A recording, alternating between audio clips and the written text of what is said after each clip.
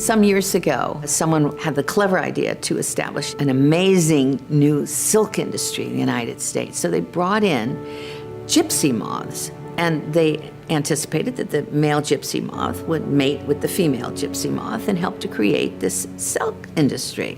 But instead, the gypsy moths busied themselves eating all of our trees.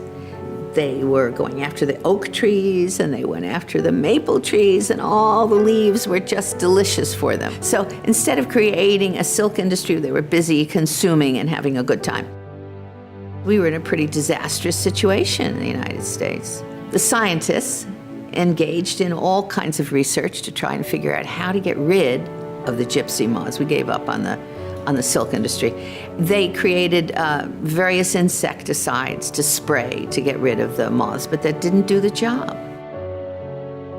Finally, somebody came up with a very creative erotic concept, and that was to have a synthetic but intense smells of the female moth put into little pellets. The male gypsy moth would seek after the smell of the female gypsy moth. It's mating time.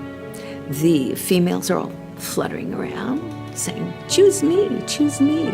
And the male gypsy moths go into the area to mate, but the pellets that have that extensive smell of the female cause the male gypsy moths to float all around looking for their perfect mate.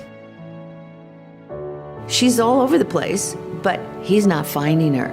Eventually, they couldn't mate, they died, because that's what he's looking for, is that smell that never equals what she's got. She has a reduced smell, a real smell, a natural smell for a gypsy moth, and he is now looking for that synthetic smell that has been created by the scientists.